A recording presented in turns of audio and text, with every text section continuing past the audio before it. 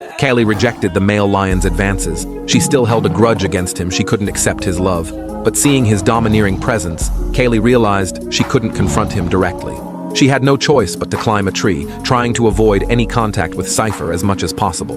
Looking up at Kaylee in the tree, Cypher let out an angry roar, unwilling to accept her avoidance. But for the moment, he was powerless. Kaylee watched Cypher's retreating back. She thought the danger had passed for now, but she had no idea that this action would cost her dearly. Cypher couldn't accept being rejected. He knew exactly why Kaylee had refused him. To force Kaylee to mate with him, all he needed to do was kill her cubs. That way, she would bear his offspring instead. Without hesitation, Cypher began the hunt. He charged toward the cubs. Facing the rampaging lion, the three cubs could only flee in terror. Kaylee seemed to sense something was wrong. She realized her cubs were missing. She hurried down the tree, calling out frantically, but the cubs did not respond.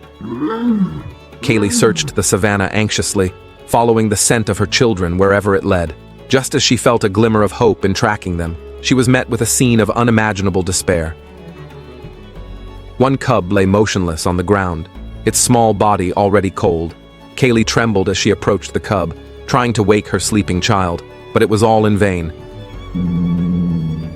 When she suddenly looked up, Cypher was not far away. She could hardly believe it. The very husband who had once protected her could now be so heartless. Staring at the scene before her, Kaylee let out a desperate roar. Her cry was filled with accusation toward her former partner and the helpless grief of a mother. At that moment, the sky darkened with clouds. A storm was approaching. Kaylee had no time to mourn because two cubs were still missing. She searched carefully along the riverbed and soon found their footprints, but her time was running out. The rushing water was heading her way. Soon, the flood would engulf the riverbed and wash away all traces of her children. Watching the savannah disappear under the flood, the last clue to her cubs was gone. Grief overwhelmed Kaylee, and her cries were filled with longing for her children. As time passed, the cubs' chances of survival grew slimmer. Disheartened, Kaylee returned to her former pride.